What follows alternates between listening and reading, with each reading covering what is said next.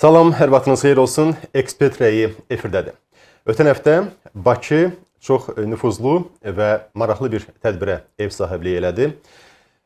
Müasir dünyanın çağırışları kontekstində sosial müdafiə sistemlərinin uyğunlaşdırılması mövzusunda keçirilən konfrans Beynəlxalq Pensiya və Sosial Fondlar Assosiasiyası və Əmək və Əhalinin Sosial Müdafiəsi Nazirliyinin tabeliyindəki Dövlət Sosial Müdafiə Fondunun birgə təşkilatçılığı ilə keçirilmişdi və biz bugün bu mövzuda müzakirə aparacağıq və ümumiyyətlə müasir dövrdə müdafiə sistemlərinin müasir dövrə uyğunlaşdırılması istiqamətində hansı işlər görülür? Azərbaycanda bu istiqamətdə vəziyyət necədir? Bu barədə söhbət edəcəyik və mən bugünkü qonaqlarımızı təqdim etmək istəyirəm. Milli Məclisin deputatı Vüqar Bayramov, Vüqar müəllim, salamlayırıq sizi. Və Dövlət Sosial Müdafiə Fondunun İdarə Heyət sədrinin müavini Səfər Mehdiyev. Səfər müəllim, xoş gəlmişsiniz və çox sağ olun ki, bizim dəvətimizi qəbul etdiniz və bu vacib mövzuda müzakirələrə razılıq verdiniz. Səfər müəllim, istəyərdim elə əvvəlcə bu keçirilən konfrans haqqında, beynəlxalq konfrans haqqında məlumat verək. Məqsəd nə idi bu konfransın, bu tədbirin keçirilməsində və nəticələr, gözlənilən nəticələr əldə olundu mu? Təşəkkür edirəm. Bakı şəhərində düz qeyd etdiniz, konfrans təşkil olundu. Müasir dünyada yeni çağırışlar kontekstində sosial müdafiə sistemlərinin uyğunlaşdırılması mövzusunda beynəlxalq konfrans keçirildi. Konfransa müxtəlif dövlətlərin sosial təminat institutlarının rəhbərləri və ekspertləri, həmçinin Azərbaycanda akreditə olunmuş diplomatik nümayəndəliklərin rəhbər şəxsləri, müxtəlif nazirlik və təşkilatlardan rəhbərlər iştirak edirdilər. Ümumiyyətlə, tarixçiyə biz nəzər yetirsək, Beynəlxalq Pensiya və Sosial Fondlar Assosiasiyası 1992-ci ildə Moskva şəhərində yaradılmışdır. Müstəqil Dövlətlər Birliyinin məkanında fəaliyyət göstərən pensiya və sosial fondlar assosiasiyalarını bir araya gətirmək və onlar arasında təcrübə mübadiləsi, sosial təminat, sosial müdafiə sistemlərinin təkmilləşdirilməsi məqsədi daşıyırdı və 1992-ci ildə Dövlət Sosial Müdafiə Fondu həmin təşkilata, assosiasiyaya üzv seçilir və həmin ildən başlayaraq burada fəaliyyət göstərən digər fondlarla birlikdə bu istiqamətdə həm assosiasiyanın fəaliyyətini, digər tərəfdən də təcrübə mübadiləsi, pensiya sığorta sistemindəki təkmilləşdirmələr, innovativ yanaşmalar istiqamətində də təcrübə mübadiləsi aparır və biz əgər 3 il əvvələ qayıtsaq, 2022-ci ildə həmin assosiasiyanın Bakıda beynəlxalq konfransı təşkil olundu. Bu da təsadüfi deyil. Əgər xatırlayırsınızsa, həmin dövr məhz pandemiyadan sonraki dövrü əhatə edirdi və pandemiya dövründə yeni pandemiyadan çıxmış dövlətlər çətin bir mərhələ yaşayırdılar və həmin konfransın Bakıda təşkili təbii ki, müasir texnologiyaların, elektronlaşma və digər sahələrdə avtomatlaşdırma proseslərinin Azərbaycanda artıq 2018-ci ildən başlanması bir daha sübut etdi ki, artıq klassik metodlarla, digər tərəfdən belə deyim ki, ənənəvi idarə etmə sistemləri effektli deyildi. Səfər müəllim, mən üzr istəyirəm. Bax, biz deyirik müasir çağırışlara, sosial müdafiə sistemlərinin müasir çağırışlara uyğunlaşdırılması. Bunu dedikdə biz əsasən nəyi nəzərdə tuturuq? Hansı vacib aspektlər var, diqqət yönəldilməli olan və həmçinin də sizin rəhbərliyində təmsil olunduğunuz Dövlət Sosial Müdafiə Fondu bu istiqamətdə nələrə daha çox, hansı aspektlərə daha çox önəm verir? Deməli, qeyd etdiyim kimi, burada əsas diqqət yetirməli məsələlər məhz elektronlaşmadır. Vətəndaşlara göstərilən xidmətlərin keyfiyyətinin artırılmasıdır, əlçatanlığının xidmətlərə təmin edilməsidir, şəffaflığın təmin edilməsidir, çevikliyin, xidmətlərdə çevikliyin təmin edilməsidir. Və bu istiqamətdə biz nəzər yetirsək, 2019-cu ildə birinci vitse-prezidentimiz Mehriban xanım Əliyevanın təşəbbüsü ilə DOST agentliyi yarandı, DOST konsepsiyası quruldu və bu istiqamətdə vətəndaşlara Əmək və Əhalinin Sosial Müdafiəsi Nazirliyi tərəfindən göstərilən xidmətlərin artıq vahid məkandan, bir çətir altından xidmətlər göstərilməyə başladı və xidmətlərin digər tərəfdən də vətəndaşlara şəffaflığının və əlçatanlığının təmin edilməsi istiqamətdə də həmin xidmətlərin elektronlaşdırılması prosesi həyata keçirildi. Bir çox xidmətlər biz nəzər yetirsək, elektron qaydada həyata keçirilir və bu gün 7 Dostun 7 mərkəzi fəaliyyət göstərir ki, bu 7 mərkəz vasitəsilə vətəndaşlara xidmət göstərir. 161 xidmət göstərilir həmən və bu günə kimi 3,4 milyon vətəndaşa Dost tərəfindən xidmət göstərilir və məmnunluq səviyyəsi 98,4%-dir. Təbii ki, bütün bu görülən işlər digər qurumlar tərəfindən, digər təşkilatlar tərəfindən daimi olaraq həm beynəlxalq səfərlər zamanı edilən təqdimatlar, digər tərəfdən də daimi olaraq virtual Zoom üzərindən görüşlər keçirilir. Onlar izləyirlər və onların marağındadır ki, bayaq mən qeyd etdim, məsələn, pandemiyadan təzə çıxmış dövlətlər üçün elektronlaşma, bilirsiniz ki, həmin dövrdə vətəndaşların çölə çıxmasına müəyyən məhdudiyyətlər var idi və artıq burada elektron xidmətlər zərurilik ortaya çıxdı. Elektron arayışların verilməsi idi, elektron əmək müqavilələrinin bağlanılması idi. Biz artıq, məsələn, əmək qabiliyyətinin itirilməsinə görə müavinətin təyin olunması üçün xəstəlik kağızları biz deyirik el arasında. Onların artıq elektron təqdim olunmasına başlanıldı. Bunlar hamısı təbii ki, ümumiyyətlə ünvanlı dövlət sosial yardımda elektron müraciətin bu istiqamətdə avtomatlaşdırılmanın aparılması. Təbii ki, bir daha həmin dövrdə bu xidmətlərin əlçatanlığının və qeyd etdiyimiz kimi çevikliyinin zəruriliyi ortaya çıxdı və digər tərəfdən də 2025-ci ildə bu qeyd etdiyimiz tədbirin Azərbaycanda sağlam keçirilməsi bir daha artıq belə deyim ki, göstərilən xidmətlərin regional səviyyədən beynəlxalq səviyyəyə çıxması. Burada da biz yenə də Dost konsepsiyasını göstərə bilərik ki, artıq Dost konsepsiyası Moldovada, Özbəkistanda fəaliyyətə başladı. Digər tərəfdən digər dövlətlərlə bu istiqamətdə artıq danışıqlar aparılır ki, həmin Dost agentliyinin xidmətləri öyrənilməsi, mənimsənilməsi və digər və sonradan da təcrübə kimi istifadə olunması mühüm əhəmiyyət kəsb edir və 2023-cü ildə Beynəlxalq Pensiya və Sosial Fondlar Assosiasiyasının Moskva şəhərində iclası keçirildi. İclasda bütün bu görülən, son dövrdə görülən işlər nəzərə alınaraq Dövlət Sosial Müdafiə Fondunun İdarə Heyətinin sədri məhz həmin assosiasiyasının sədr vəzifəsinə seçildi və hal-hazırda keçirilən konfransda da sədrlik edirdi. Dövlət Sosial Müdafiə Fondunun İdarə Heyəti Zəkir Mirzəyev və konfransda təbii ki, Əmək və Ailənin Sosial Müdafiəsi naziri cənab Anar Əliyev çıxış nitqi ilə müraciət etdi konfrans iştirakçılarına. Müasir dünyada bilirsiniz ki, yeni çağırışlar var. Yeni çağırışlar məhz qeyd etdiyimiz kimi elektronlaşma, süni intellektin tətbiqi, yaşlı əhalinin yaşlanması və digər istiqamətlər üzrə cənab nazir həmçinin ölkədə baş verən yeniliklər, avtomatlaşdırma, elektronlaşdırma barədə ətraflı məlumat verdi. Digər tərəfdən həmin konfransda Beynəlxalq Sosial Təminat Assosiasiyasının baş katibi iştirak edirdi. Qeyd edim ki, Beynəlxalq Sosial Təminat Assosiasiyası dünyanın 164 ölkəsinin 336 beynəlxalq sosial təminat qurumlarını birləşdirən böyük, önəmli bir təşkilatdır, böyük bir nüfuza malikdir. 2004-cü ildə Dövlət Sosial Müdafiə Fondu həmin təşkilata tam hüquqlu üzv seçilib. 2004-cü ildən artıq orada fəaliyyətini davam etdirilir. Dövlət Sosial Müdafiə Fondunun əməkdaşları həmin təşkilatdakı texniki komissiyalarda sədr müavini kimi fəaliyyət göstərirlər və fəaliyyətlərində həmin təşkilatın deməli fəaliyyətinə öz töhfələrini verirlər. Və digər tərəfdən bu bütün görülən işlər, konfransın keçirilməsi təbii ki, ölkəmizdə aparılan sosial siyasətin nəticəsidir. Bilirsiniz ki, Azərbaycan Respublikası Prezidenti cənab İlham Əliyevin həyata keçirdiyi sosial siyasətin mərkəzində məhz Azərbaycan vətəndaşı dayanır. Azərbaycan vətəndaşının sosial rifahı, maddi rifahı prioritet vəzifə kimi qarşımıza qoyulur və bu istiqamətdə də çox mühüm işlər görülür.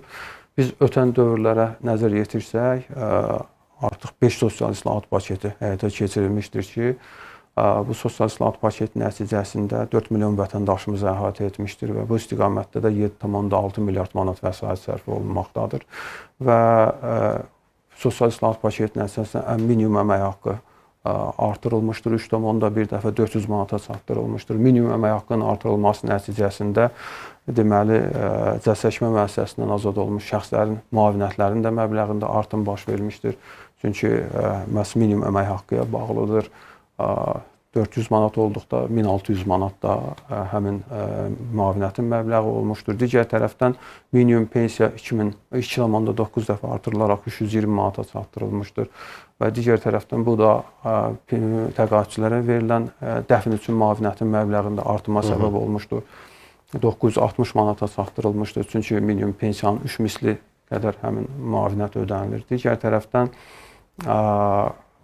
bizim deməli 5-ci sosial islahat paketimizin anonsu ötən ilin ortalarında ölkə başçısı tərəfindən müxtəlif müsahibələrdə verildi və sonradan dekabr ayında sərəncam imzalandı bununla bağlı və bu ilin əvvəlindən 5-ci sosial islahat paketinin icrasına başlanıldı və bu istiqamətdə də artıq əmək haqqı pensiyalarda qeyd etdiyimiz artımlar baş verib.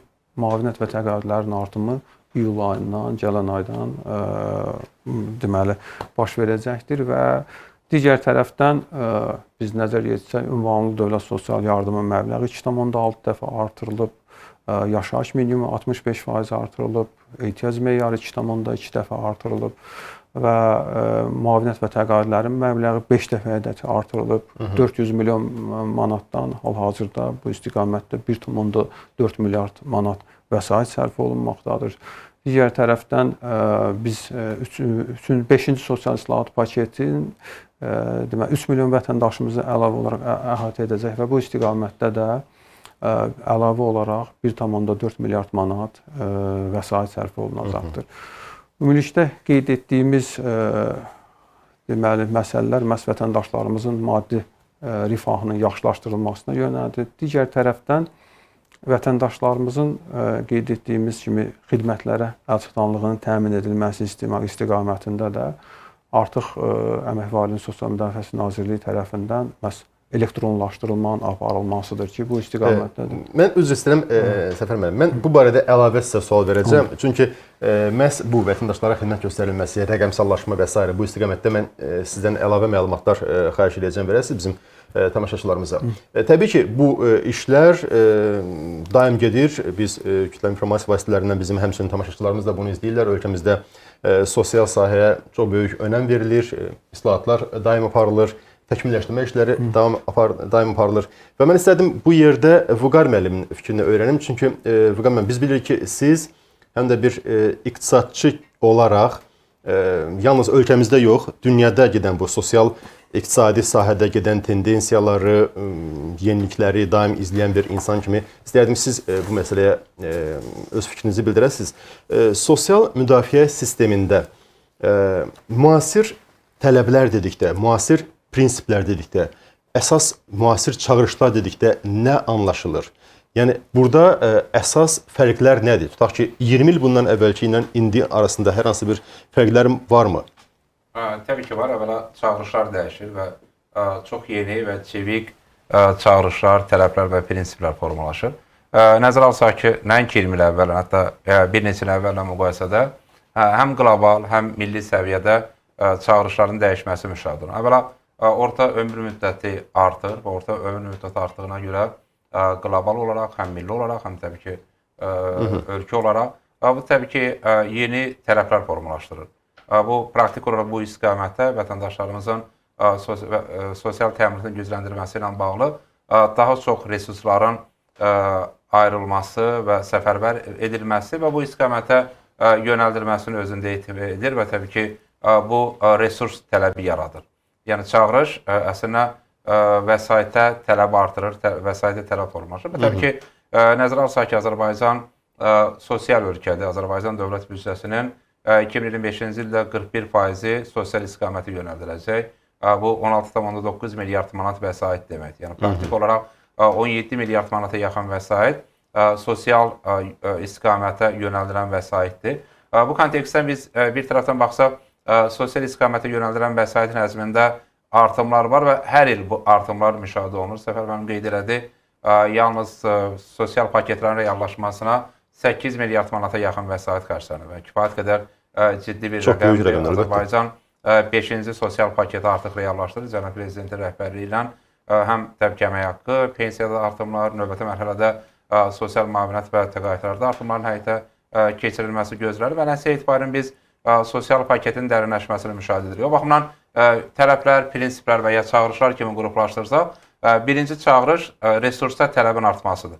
Yəni daha çox maliyyənin sosial istiqamətə yönəldilməsi. Çünki yenə qeyd edilir, bir tərəfdən orta ömür müddəti artır, digər tərəfdən yeni sosial tələblər yaranır, yeni müavinətlər tətbiq olunur. Biz hətta Azərbaycanın sosial modelinə baxsaq, son illər kifayət qədər yeni müavinətlərin tətbiqini müşahidə etmişik. Qanunvericiliyə daxil edilib, qanunvericiliyə daxil ediləndən sonra bu istiqamətə vəsaitin ayrılması reallaşır. Bunlar bir dəfəlik müavinətlərdir və ya aylıq müavinətlərdir və hətta nəinki sırf birbaşa sosial sistemlə bağlı. Məsələn, işğaldan azad olmuş ərazilərimizdə çalışan vətəndaşlarımıza bir dəfəlik müavinətin verilməsi nəzərdə tutulub. Əslində bu yeni bir yanaşmadır. O baxımdan məsəl çağırışlar, artıq dəyişən prinsiplər həm də yeni müavinətlərin və təqaüdlərin, yeni ödənişlərin sistemə gətirməsinə səbəb olur. O baxımdan təbii ki, Azərbaycanda biz praktik olaraq qeyd etdiyimiz kimi həm yeni ödənişlərin qanunvericiliyə əksini tapması və reallaşmasını müşahidə edilir. Digər çağırış təbii süni intellektdən istifadədir. Yəni 20 il öncə və hətta 10 il öncə süni intellektdən istifadə çağırış deyildi və ya tələb deyildi. Amma bugün bu artıq tələbdir. Yəni bu əslində bir tərəfdən çağırışdır bəzi ölkələr üçün artıq tətbiq edilən bir prinsipdir. Çünki süni intellektdən istifadə bir tərəfdən proaktiv olaraq həm təqaüdlərin, pensiyaların müəyyənləşdirilməsinə, yəni ödənişlərin müəyyənləşdirilməsinə imkan yaradır və nəticə etibarı ilə əgər 20 il öncə vətəndaş pensiya hüququ əldə etmək üçün kifayət qədər çoxlu sayda sənədləri təqdim etmək məcburiyyətində qalırdısa, artıq buna ehtiyac yoxdur. Artıq proaktiv olaraq elektron sistem üzərindən məhsul ödənişlər təyin olunur. Nəticə etibarən biz burada həm proseduraların azalmasını müşahidə edirik, tələb edilən sənədlər, hətta bəzi ödənişlərin, bəzi müavinətlər və pensiyanın verilməsi üçün praktik olaraq sənəd tələb olunmur. Çünki artıq məlumatlar inteqrasiya olunur. Məlumatlar inteqrasiya olunduğu üçün artıq pensiyanı müəyyənləşdirən və ya təyin edən qurum elektron olaraq proaktiv həmin pensiyanı təyinləşdirmək imkanına malikdir. Və hətta hazırda biz, məsələn, bir neçə il öncə ilə müqayisə etsək, məsələn, öncə 2022-ci ildə keçirilən konferansla, indiki konferans müddətini müqayisə etsək, 2022-ci ildən fərqli olur, 2025-ci ildə hətta sosial xidmətləri almaq üçün offline sistemlər, online deyil, offline. Yəni, bildiyiniz kimi, applicationlar artıq offline-ə keçir və bir tələb yaranır ki, hətta yanaşma bundan ibarətdir ki, vətəndaş hansı sosial xidməti almaq istəyirsə, o tamamən pulsuz olmalıdır. Hətta internet üçün belə vəsait ödəməməlidir və application offline rejimdə işləmək, vətəndaşa o xidməti göstərmək imkanına malik olmalıdır. Əslində bu yeni bir çağırışdır ki, hətta vətəndaşın heç bir xərc çəkmədən offline rejimdə sosial xidmət applicationdan istifadə edib, o sosial xidmətdən yararlana bilsin. Vurğun müəllim, əslində bax bu istiqamətdə biz görürük ki, Azərbaycanda mərhələli şəkildə xeyli işlər görülür. Belə dost mərkəzlərinin açılması, siz dediyiniz kimi həmin o tələb olunan sənədlərin minimuma endirilməsi baxımından, xidmətlərin hamısının bir məkanda, bir ünvanda əl çatanlığının təmin edilməsi baxımından bir sıçrayış idisə bir növbəti mərhələyə.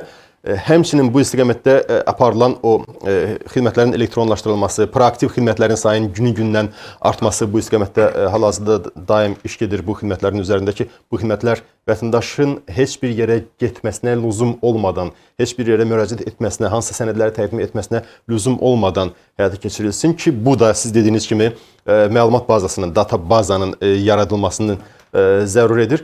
Amma yenə də mən istərdim bir qədər əvvəl dediyim kimi siz təbii ki uzun müddətdir sosial-iqtisadi sahədə araşdırmalar aparan bir şəxs kimi istərdim ki xarici, xüsusən inkişaf etmiş ölkələrlə müqayisədə Azərbaycanda gedən bu prosesləri necə qiymətləndirirsiniz? Yəni Azərbaycanda bu istiqamətdə gedən işlər indi hal-hazırda qənaətbəxş hesab etmək olarmı? təbii ki, etiraf etmək lazımdır ki, son illərdə, xüsusən 2018-ci ildən etibarən həm sosial xidmətlərin elektronlaşması, həm şəffaflığın artırılması, həm də daha çevik şəkildə xidmətlərin göstərilməsi müşahidə olunur. Yəni, bu gün əslində Azərbaycan, biz daha öncə tədbirin əhəmiyyəti ilə bağlı Səfər müəllim qeyd etdi. Əslində, tədbir bir tərəfdən məlumatların bölüşdürülməsi baxımından vacib bir platformadır. Eyni zamanda bu beynəlxalq tədbir həm də Azərbaycan üçün Azərbaycanın əldə etdikləri və ya Azərbaycan təcrübəsinin təqdimi baxımından vacib bir alətdir və ya platformadır. Çünki, həm də xarici tərəfdaşlar baxımından bunun tanınması baxımından. Təbii ki, xarici tərəfdaşlara həmin təcrübənin təqdim olunması baxımından çox vacib bir platformadır. Çünki Azərbaycan etiraf etmək lazımdır ki, sosial xidmətlərin göstərilməsində və ya sosial xidmət modelinin qurulmasında regionda öndə olan ölkələrdəndir. Yəni, DOST xidmətinin kifayət qədər uğurlu fəaliyyəti və DOST xidmətinin bir sıra digər ölkələr tərəfindən öyrənilməsi, təqdim olunması, hətta yalnız ölkələr tərəfindən öyrənilməsi deyil, hətta biz elmi məqalələrə və elmi araşdırmalara baxsaq, DOST xidməti istinad və ya ən çox istinad edilən modellərdən biridir. Çünki nəticə etibarilə xidmətlərin inteqrasiyası, vahid məkandan təqdim olunması və daha çox elektron təqdim olunması. Yəni, bir tərəfdən vətəndaş evdə oturaraq sosial xidməti əldə edə bilir. Yəni, sosial xidmət mobilləşib.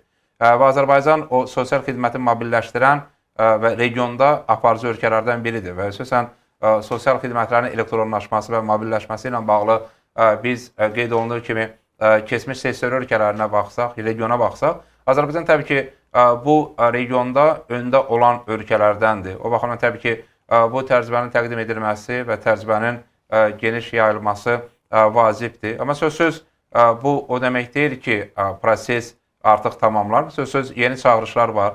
Yeni çağırışlara uyğun olaraq yeni hədəflər var və təbii ki, indi bizim xüsusən də pensiya sistemində islahatların dərinləşməsi, özəl pensiya fondlarının yaradılması və fərqli yanaşmalar və təbii ki, bunların da modelə gətirilməsi və maliyyələşmənin dayanıqlığın daha da gücləndirilməsi, inklüzivliyin artırılması. Bu istiqamətdə təbii ki, gələcəkdə də, perspektivdə də görüləcək işlər var və bu işlər təbii ki, sosial sferə elədir ki, mütəmadi çağırışlar və tələblər yaranır. Yəni, siz bir mərhələni və ya biz bir mərhələni keçirik, tamamlayırıq, yeni bir mərhələ yaranır. Yəni, bir mərhələnin keçirilməsi artıq prosesin tamamlanması anlamına gəlmir. Bir mərhələnin keçirilməsi yeni bir mərhələnin başlanması anlamına gəlir. İş daim var bu sahədə. İş daim var.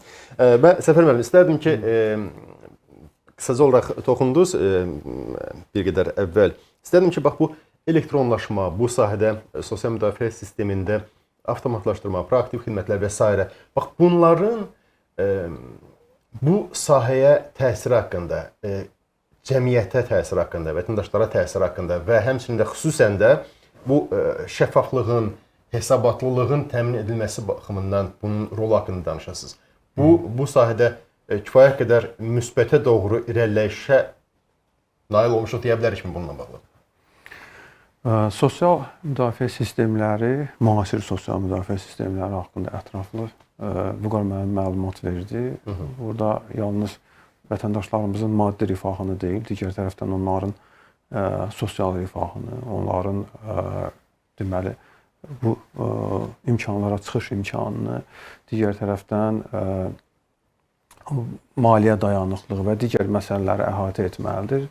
Və biz Azərbaycana nisbətdə bu istiqamətdə nəzər yetirsək, görərik ki, məsələn, bütün qrupları əhatə eləməlidir. Yəni, orada etnik mənsubiyyətindən, cinsindən asılı olmayaraq bütün əhali qruplarını əhatə etməlidir. Və Azərbaycan modelinə biz nəzər yetirsək, görərik ki, demək olar ki, bütün sosial cəhətdən həssas qruplar və digər vətəndaşlarımız sosial müdafiə sistemləri ilə tam təmin olublar. Burada, məsələn, biz nümunə kimi gətirə bilərik ki, şəhid ailələri və müharibə ailələrinin mənzil və avtomobil təminatı, onların sosial xidmətlərə çıxışları, sosial reabilitasiya bərpa mərkəzlərini və s. Yəni, maddi rifahla yanaşı bu xidmətlər də göstərilməlidir. Çünki tək maddi rifahı yaxşılaşdırıb, digər tərəfdən onun digər xidmətlərə əlçatanlığının inkişaf etdirilməməsi təbii ki, gələcəkdə hər hansı bir neqativ məsələlərlə üzləşəcək və bu baxımdan da biz bütün Əmək və Ailənin Sosial Müdafiəsi Nazirliyi tərəfindən göstərilən xidmətlərə nəzər yetirsək, həm qeyd etdiyim kimi az təminatlı ailələrin ümumi dövlət sosial yardım proqramına çıxış imkanlarının yaradılması, bu istiqamətdə də vahid elektron müraciət və alt sisteminin elektronlaşdırılması xüsusi önəm kəsb edir və həmin və qeyd etməliyəm ki, bax bu günə 12500 şəhid ailəmiz mənzillə təmin olunub, 7450 müharibə əhlimiz avtomobillə təmin olunub. Digər tərəfdən elektronlaşma həmin xidmətlərin daha rahat, daha əlçatan əldə etmələri üçün elektron xidmətlərini tətbiq edir. Çünki bu artıq zamanın tələbidir. Vətəndaş hər hansısa bir belə deyim ki, elektron xidmətdən dövlət qurumlarından kənar. Məsəl üçün, hər hansı bir taksi zakaz edir, yemək sifariş edir, taksi sifariş edir və yaxud da ki, hər hansı bir xarici dövlətdən mal sifariş edir. Əgər bunu rahat şəkildə hər hansısa bir elektron platforma üzərindən edirsə, təbii ki, bu xidməti hansısa bir dövlət qurumlarından da tələb edir ki, istər ki, bu dövlət qurumlarında da bu rahat şəkildə olsun. Gözləntilər artıq belə. Gözləntilər artıq. Bu baxımdan da biz də bu yeni çağırışları həm dünya miqyasında, həm beynəlxalq miqyasında izləyirik.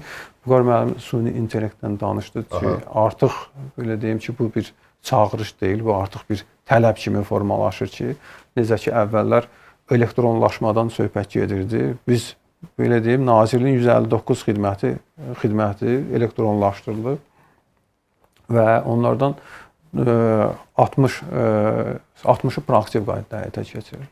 Vüqar müəllim qeyd elədi, proaktiv, yəni vətəndaş hər hansı bir quruma üz tutmur, fiziki məkan dəyişmir. Onun hüququ yarandığı tarixdə sistem onun hüququnu müəyyən edərək ona təyinat və ödənişini həyata keçirir. Yalnız vətəndaş yaxınlaşıb bank kartını götürür. Və bu istiqamətdə 2019-cu ildə biz yaşa görə pensiya, 2019-cu ilin mart ayında 50-yə görə pensiya, sonradan ailə başçısını itirməyə görə pensiya, müavinət təqaüdlər artıq proaktiv qaydada həyata keçirilməyə başladı. Səfər, bu proaktiv xidmətlərin sayının artımı bu tezliklə, yaxınlıqda daha sürətlə baş verə bilərmi və bunun üçün nə tələb olunur? Vüqar müəllim məlumat bazasının olması haqqında danışdı. Bu mütləqdir təbii ki, bu cür işlərin həyata keçirilməsi zamanı. Bizdə bu məlumat bazası qane edici səviyyədədirmi ki, bu istiqamətə daha çox irəliləyişlərə nail ola bilək?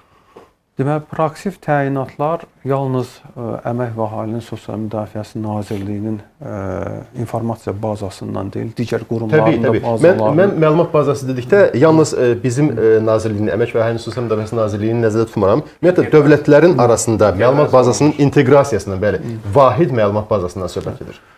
Bu baxımdan da əgər bütün qurumlarda, lazım olan qruplarda ki, hansı ki məlumat əldə olunacaq, bu baza formalaşırsa, elektronlaşırsa, bu baxımdan proaktivə artıq keçmək rahatdır. Bax, biz misal üçün ümumi dövlət sosial yardımı mən nümunə kimi göstərim. Vahid müraciət və təyinat alt sistemi istifadəyə verildi və əvvəllər 20-yə yaxın qurumdan vətəndaşa sənəd toplamaq gərəkirdi ki, həmin sənədləri çox uzun, çətin bir proses idi. Və hal-hazırda biz birinci istifadəyə verdikdə müəyyən sənədlər yenə də kağız üzərində təqdim olunurdu. Çünki məsələn onun torpağı ilə bağlı sənədləri və s. elektron qaydada əldə etmək mümkün olmurdu. Yenə də kağız. Artıq demək olar ki 99% elektronlaşıb, artıq vətəndaş heç bir qurumdan sənəd əldə etmir və eyni ilə də digər proaktiv təyinatların müəyyən hissələr ki, hansı ki mümkündür, bu pensiyadır, müavinətdir, təqaüdlərdir, bunlar olunub və müəyyən hissələr artıq bizdən asılı olmayan səbəblərdən digər qurumlardan həmin məlumatları biz elektron şəkildə əldə etməliyik və həmin qurumların elektron bazaları yaradılmalıdır. Bu baxımda biz həmin qurumlara da müəyyən qədər IT sahəsində dəstək də göstəririk ki, qısa müddətdə elektronlaşma keçsin ki, proaktiv qaydada təyinat həyata keçirilsin. Mən Vüqar müəllimin sözünə qayıtmaq istəyirəm. Süni intellektlə bağlı təbii ki, dedi ki, artıq bu elektronlaşma, sonradan proaktiv təyinatlar və hal-hazırda tələb kimi süni intellektdir. Biz süni intellekt istifadəsinə baxsaq, məsəl üçün Koreya nümunəsində artıq vətəndaş müraciətləri, bizdə bilirsiniz ki, məsələn, müraciətlər elektron sənəd dövriyyəsi alt sistemi vasitəsilə daxil olur, elektronlaşır, ondan sonra dərkənlər və s. Artıq Koreyada bu sistem süni intellekt vasitəsilə idarə olunur. Yəni, insan resursu tələb olunmur. Daxil olunan müraciətlər süni intellekt vasitəsilə dərkənarlar verilir, məktub hazırlanır və s. Burada yəqin ki, insan tərəfindən o subyektivlik amili də istisna olunur bu halda. Təbii. Və sonda artıq yalnız şəxs hazır məktuba baxıb müəyyən məqamlara diqqət yetirir və vətəndaşa göndərilir. Təbii ki, süni intellekt artıq onun bütün hüquqlarını araşdırır. Və burada bir məqamı da qeyd etmək lazımdır ki, yəni hal-hazırdakı süni intellektin tətbiqi, bugün biz süni intellekt vasitəsilə yəqin ki, hər biriniz istifadə edirsiniz, məsələn, ChatGPT və müəyyən hər hansısa bir axtarış verdikdə, hal-hazırda süni intellektin müəyyən dövlət bazalarına çıxışı yoxdur. Sadəcə olaraq açıq resurslardan məlumat əldə etdiyi üçün tam statistik, dəqiq rəqəmlər və s. bunu təqdim edə bilmir. Ümumi məlumat təqdim edir. Müəyyən sahələr var ki, o sahələrdə təbii ki, əgər kimsə dil öyrənirsə və s. daha effektivdir. Amma məsələn, statistik məlumatların əldə edilməsi istiqamətində qeyd etdiyim kimi, açıq resurslardan istifadə etdiyi kimi, üçün müəyyən məlumatlara, dövlət qurumlarının məlumatlarına, bazalarına inteqrasiyası olmadığı üçün məhdud sayda məlumat əldə etmək olur. Gələcəkdə düşünürəm ki, bu artıq tələbə çevriləcək və məcburi bütün qurumlar və s. bu sistemə qoşulacaq və qoşulduqda artıq gələcəkdə müəllimin də qeyd etdiyi kimi, bu artıq tələbə çevriləcək ki, bir tələb kimi süni intellekt tətbiq olunsun. Çünki bu həm çeviklik baxımından, həm əlçatanlıq baxımından, digər tərəfdən də insan resursları hansı ki, hal-hazırda qeyd etdiyimiz kimi kargüzarlığa yönləndirilib, yüzlərlə insan, onlar artıq əlavə digər işlərlə məşğul olmağa vaxtları olacaq. Təşəkkür edirəm. Furqan müəllim, biz bilirik ki, sosial müdafiə sistemi dedikdə ilk növbədə dövlətin vətəndaşlarının sosial müdafiəsinin, sosial təminatını təmin etməsi nəzərdə tutulur. Amma burada yəqin ki, özəl və dövlət müəssisələrinin, dövlət qurumlarının əməkdaşlığı haqqında da danışmaq lazımdır. Bu istiqamətdə sizcə hansı əməkdaşlıqdan söhbət gedə bilər? Əvvəla Səfər mənim qeyd elədi, süni intellektin üstünlüklərlə bağlı. Sadəcə bir məqamı da qeyd etmək istərdim ki, yəni bildiyiniz kimi süni intellektinin özünün dili var. Hətta bugün inkişaf edilmiş ölkələrdə qanunlar yalnız həmin ölkələrin, artıq bəzi ölkələr bunu başlayıb, yalnız həmin ölkələrin dillərində, yəni dövlət dillərində deyil, həm də süni intellektin oxuya biləcəyi dildə internet səhifəsi, internet resurslarında yerləşdirilir ki, süni intellekt yalnız statistikanı, datanı götürməsin. Süni intellekt həm də qanunları oxuyub, onu uyğun olaraq analiz edib, müəyyən qərarlar verə bilsin və müəyyən araşdırmalar apara bilsin. Çünki hətta siz Şahin müəllim qeyd etdiniz o şəffaflıqla bağlı. Çünki bəzi ölkələrdə artıq hətta tenderin qalibini süni intellekt seçir. Çünki məlumatlar daxil olunur, süni intellektdə o variablelar, verilənlər təqdim olunur. Müəyyən meyarlara uyğun olaraq seçim edir. Təbii ki, bütün onlarda meyarlardır. Yəni bütün onlarda dövlət satın almalarında bəlli meyarlar var ki, dövlət qurumu həm meyarlar əsasında qalibi, yəni birincini ya ikinci şirkəti müəyyənləşdirir. Hansı şirkətin qalib olduğunu müəyyənləşdirir. Onun üçün meyarlar var. O meyarları artıq verilənlər kimi süni intellektə təqdim etdikdə, süni intellekt məhz həmin datadan istifadə etməklə qalibə müəyyənləşdirir ki, bu tender üzrə bu şirkət qalibdir və məlumatı da məhz qalib şirkətə göndərir. Yəni burada hər hansı bir müdaxilə olmur. O baxımdan bir tərəfdən şəffaflıq gözlənilir, digər hər hansı bir kənar müdaxilə, üçüncü şəxsin və üçüncü tərəfin müdaxiləsi olmur və süni intellekt artıq qərarı verir və həmin qərar da əslində rəsmi verilən bir qərardır. Çünki bilirsiniz, süni intellekt inkişaf etdiysən, ümumiyyətlə elektronlaşma iştirak etdiysən, siz qeyd etdiniz dövlət-özəl tərəfdaşlığı, özəl sektorda da, həm ümumiyyətlə əmək bazarında da yanaşmalar dəyişir. Yəni, 20 il öncə dediniz, 20 il öncə, məsələn, bizlər hansı bileti almaq üçün, istər qatar bileti, istər təyyarə bileti, kassaların qarşısında növbəyə dayanırdı. Vağzala getmək lazım idi, orada bilet almaq lazım. Növbəyə dayanmaq lazım idi. Onun özü xeyli zaman tələb edən bir proses idi. Xüsusən bayram qabağı saatlarla növbəyə durmaq lazım idi. Və ya dəyişmək lazımsa, ora yeni gedib dəyişməli idin, o bileti qaytarmaq lazımsa, yeni gedib yəni fiziki olaraq oraya getməyin lazım idi. Bugün əslində həmin kassalara, bilet satan kassalara tələbin kəskin azalması müşahidə olunur. Yəni bugün çox az adam əminəm ki, gedir aviakassadan bilet alır. İnsanlar artıq telefon vasitəsilə bilet alırlar, sipariş edirlər, hotelləri sipariş edirlər. Eyni zamanda poçt xidmətləri. Yəni əvvəllər poçt xidmətlərinə ciddi tələb vardısa, bu artıq elektronlaşıb. Hətta rəsmi, yəni yazılı kağızlar, sənədlər belə elektron formada inteqrasiya olunub, paylaşdırıla və bölüşdürülə bilir. O baxımdan əmək bazarının strukturu da dəyişir və əmək bazarının strukturu dəyişdiyi üçün təbii ki, həm də bu dövlət-özəl tərəfdaşlığı baxımından vacib. Bildiyiniz kimi, dövlət-özəl tərəfdaşlığı ilə bağlı ayrıca bir qanun qəbul edilib və artıq qüvvəyə minib. Həmin qanunla dövlət-özəl tərəfdaşlığın dövlət tərəfindən dəstəklənməsi həyata keçirilir və bəlli layihələrdə dövlət artıq o xidmətləri, sifarişləri özəl sektora təklif edir və özəl sektoru cəlb edir. Özəl sektor çox vacibdir. Yəni biz öncə qeyd etdik özəl pensiya fondları. Yəni artıq əksər inkişaf etmiş ölkələr, deməli ki, bütün inkişaf etmiş ölkələrdə özəl pensiya fondları var. Özəl pensiya fondları bir tərəfdən vətəndaşa paralel yığım imkanlarıdır. Yəni bu alternativ yığım imkanı deyil, paralel yığım imkanıdır. Yəni bütün onlarda vətəndaşın dövlət-özəl pensiya fonduna ödənişi bu icbaridir, ödəniş edir. Amma eyni zamanda paralel olaraq özəl pensiya fonduna da ödəniş etmək imkanına malikdir. Və özəl pensiya, bu artıq dövlət-özəl tərəfdaşlığı, çünki dövlət də maraqlıdır ki, belə fondlar formalaşsın. Çünki artıq həmin vətəndaşın pensiya yaşı olanda vətəndaş bir mənbədən deyil, iki mənbədən pensiya alacaq.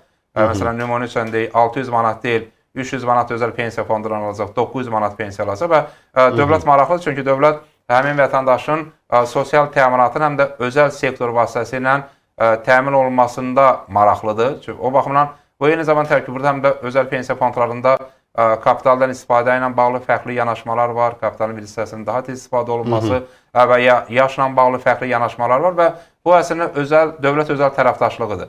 Yəni özəl sektor gəlir, sosial xidmətlərin bir hissəsini sosial xidmət təklif edir və onun təklif etdiyi sosial xidmət və ya onun yaratdığı fond həm də vətəndaşların sosial təminatının gücləndirilməsinə xidmət edir. Və sözsüz, istər fond, istər Əmək və Sosial Müdafiəsi Nazirliyi xidmətlərin bir hissəsini özəl sektora təklif edir. Yəni bugün xeyli sayda xidmətlər var ki, onlar özəl sektor vasitəsilə reallaşır, təklif olunur. Vətəndaşlar həmin xidmətləri özəl sektor vasitəsilə çıxış imkanı qazanırlar. Ona görə dövlət qurumları özəl sektora mütəmadi əməkdaşlıq edirlər və həm də ümumiyyətlə dünya praktikası, biz təbii ki, beynəlxalq modelləri qeyd etdik. Dünya praktikası göstərir ki, innovasiya adətən özəl sektordan gəlir və adətən də kiçik orta müəssisələrdən gəlir. Yəni KOB-lar və ya KOS-lar, bunlar innovasiyanın yaradıcılarıdır və dövlət də maraqlıdır ki, daha çox innovasiya olsun, daha çox yenilik olsun. Ona görə təbii ki, dövlət də özəl sektorda həm də bu istiqamətdə İnkişaf stimullaşdırılır həm də təbii ki, bu istiqamətdə. Vüqar müəllim, Səfər müəllim, Vüqar müəllim özəl fondlar, pensiya fondları haqqında danışdı. Burada yəqin ki, müəyyən bir risk amilini də qeyd eləmək lazımdır. Bu baxımdan mən istərdim siz Dövlət Sosial Müdafiə Fondunda vəsaitlərin daha effektiv idarə olunması üçün hansı işlər həyata keçirilir, bu haqda məlumat verəsiniz və bu daha effektiv idarə olunma dedikdə nə nəzərdə tutulur? Yəni burada hər hansı bir investisiya fəaliyyəti və s. bu barədə danışmaq olarmı? Mən Vüqar müəllimin sözünə qüvvət bir deməli dövlət özəl tərəfdaşlığı barədə əlavə edim. Deməli bizdə korporativ sosial məsuliyyət nümunəsi olaraq sosial tərəfdaş layihəsi keçirilir və sosial tərəfdaş layihəsi məhz ödənilən sosial ödənişlər alan vətəndaşlarımızın onlara ödənilən məbləğlərin alıcılıq qabiliyyətinin artırılması istiqamətindədir və burada onlar alış-veriş edərkən öz pensiya müavinət kartları ilə 30%-dək endirim əldə edirlər və bu layihə artıq Burada yəqin ki, söhbət hər hansı tərəfdaş özəl biznesin 700-dən çox özəl tərəfdaş artıq qoşulub bu layihəyə. Market şəbəkələri, aptek şəbəkələri, yəni bütün respublika üzrə qoşulub və biz bu günə 9 milyon belə bir əməliyyat olub vətəndaşlarımız nəğdsiz qaydada alış-veriş edərkən artıq onlara 30%-dək endirimlər tətbiq olunub. Bu təbii ki, digər tərəfdən də həmin vətəndaşlarımız müxtəlif iaşə obyektlərinə, kinoteatrlara və s. gedərkən bu endirimlərdən də yararlanırlar. Bu tərəfdaşların siyahısı barədə məlumat verilirmi imtahanda olaraq? Sosial tərəfdaş.az saytı var. Həm də bizim öz saytımızdan da həmin sayta keçid var. Oradan daxil olaraq hətta hansı şirkətlərin hansı endirimlər tətbiq olunur, bütün məlumatlar orada var. Artıq demək olar ki, bunun maarifləndirilməsi gedir, məlumatlıdırlar. Sosial ödəniş alan vətəndaşlarımız bir daha o resursun adını deyək. Sosial tərəfdaş.az Sosial tərəfdaş.az saytında bu barədə daha ətraflı məlumat ala bilərsiniz, hörmətli tamaşaçılarımız. Digər tərəfdən qeyd etdiyiniz kimi maliyyə imkanlarının qorunması baxımından Dövlət Sosial Müdafiə Fondunda investisiya fəaliyyətinə 2023-cü ilin avqustunda başlanmışdır. Artıq bu istiqamətdə 1 milyard deməli 590 milyon manat vəsait investisiya olunmuşdur və onu həmin vəsaitin 5%-i banklardakı Azərbaycanda maliyyə tutumuna ən böyük olan deməli 5 banka yerləşdirib 75 milyonu, qalan vəsaitlər isə Maliyyə Nazirliyinin dövlət zəmanətli istiqrazlarına yönləndirilmişdir və təbii ki, investisiya fəaliyyəti biz beynəlxalq pensiya fondlarına nəzər yetirsək, dünyada çox yayılmış bir fəaliyyətdir. Pensiya fondları gələcək nəsillərə ümumiyyətlə biz sosial müdafiə sisteminə nəzər yetirsək, bu ümumiyyətlə onun maliyyə dayanıqlığı qısa perspektivdə deyil, uzun müddətli perspektivdə olmalıdır. Yəni hal-hazırki nəsli deyil, gələcək nəsillərə də xidmət etmək üçün deməli maliyyə imkanlarını hesablamaq lazımdır, dayanıqlığı təmin etmək lazımdır. Və bu istiqamətdə də Dövlət Sosial Müdafiə Fondu olaraq investisiya fəaliyyətinə başlamamışdan əvvəl artıq uzun illərdir investisiya fəaliyyəti ilə məşğul olan dövlətlərin beynəlxalq təcrübəsi öyrənildi və təhlükəsizlik baxımından qərara alındı ki, məhz Maliyyə Nazirliyinin istiqrazlarına hələ ki investisiya edək. Çünki bilirsiniz ki, digər dövlətlərdə belə deyim ki, digər hal-hazırda dünya birjasında olan səhmlərə yatırımlar olunur. Lakin burada həmin risk amili böyükdür və həmin səhmlər, yəni onların idarə olunması kütlə psixologiyası ilə idarə olunur, dəyişimi baş verir. Çünki gözlənilməz faktorlar həddindən artıq çoxdur. Bu baxımdan da hələ ki həmin səhmlərə investisiya etmək təhlükəlidir və bu baxımdan biz ancaq Maliyyə Nazirliyinin istiqrazlarına hələ ki investisiya olunur. Və sonda istədim Səfər müəllim, siz və Vüqar müəllim hər ikiniz qısaca olaraq bizim qarşımızda hal-hazırda hansı vəzifələr durur? Yəni biz hara doğru gedirik? İnkişafı hansı istiqamətdə görürük? Bu barədə qısaca bir öz fikrinizi bildirəsiniz. Biz indi hal-hazırda yaxın 5 ildə, 10 ildə nəyə nail olmaq istəyirik? Təbii ki, burada bizimki fəaliyyətimiz vətəndaşlarla bağlıdır. Bizim vətəndaşlarla bağlı olduğu üçün də ilk növbədə vətəndaşlara göstərilən xidmətlərin daha keyfiyyətli olunması, daha keyfiyyətli xidmətlərin əldə olunması, elektronlaşmanın 100%-ə çatdırılması və danışdıq bu süni intellektlə bağlı, süni intellektin tam təmini. Yəni bu baxımdan digər tərəfdən qeyd etdiyiniz kimi maliyyə sabitliyinin qorunması ki, gələcək nəsillər də artıq qeyd etdiyimiz sosial təminatdan istifadə etsinlər. Bu istiqamətdə. Vüqar müəllim, sizin fikriniz, yəni biz yaxın illərdə, yaxın 10 ildə tutaq ki, biz nəyə doğru can atmalıyıq və hansı müsbət dəyişikliklərə nail ola bilərik, nail olmalıyıq? Sizin fikriniz. Bizim hədəfimiz daha inklüziv sosial modelin qurulmasıdır. İnklüzivlik bir tərəfdən, təbii ki, Səfər müəllim qeyd etdiyi kimi, cəmiyyətdə bütün insanların sosial xidmətdən, yəni etnik, dinindən, cinsindən və ya irqindən asılı olmayaraq hamı üçün bərabər xidmətlərin, sosial xidmətlərin təklif olunması, yəni inklüziv olaraq. Burada təbii ki, eyni zamanda inklüzivlik əmək qabiliyyəti itirmiş vətəndaşlarımız və ya əmək qabiliyyəti vətəndaşlarımızın cəlb olması, həm də inklüzivlik eyni zamanda məsələn maliyyə dayanıqlı, maliyyə inklüzivliyi baxımından da vacib. Çünki vəsaitlərin səmərəli şəffaf xərclənməsi həm də bizim qeyd etdiyimiz 10 ildən sonra vətəndaşlarımız üçün həmin vəsaitlərin qorunub saxlanmasına gətirib çıxarır. Çünki inklüziv inkişaf yalnız cəmiyyətin fərqli təbəqələrin cəlb olunması deyil. İnklüziv inkişaf həm də bugün yaranan resursun gələcək nəsillərə saxlanması. Yəni bugünkü resursların bir hissəsinin gələcək nəsillər üçün qorunub saxlanması və təbii ki, sosial modelin bu kontekstdən maliyyə dayanıqlığı çox vacibdir, maliyyə inklüzivliyi çox vacibdir və hədəf də məhz 10 ildən sonra daha inklüziv sosial modelə nail olmaqdır. Təşəkkür edirəm və əminəm ki, qarşıya qoyulan bütün məqsədlərə nail olunacaq və biz bu sahədə daha sürətli sıçrayış xarakterli inkişafın şahidi ola biləcəyik. Çox sağ olun. Bir daha təşəkkür edirik ki, bizə vaxt ayırdınız. Bir daha xatırladaq ki, bizim bugünkü qonaqlarımız Milli Məclisin deputatı Vüqar Bayramov və Dövlət Sosial Müdafiə Fondunun İdarə Heyətinin müavini Səfər Mehdiyev idi. Müzakirəmiz burada yekunlaşır. Sağ olun, sağlıqla qalın.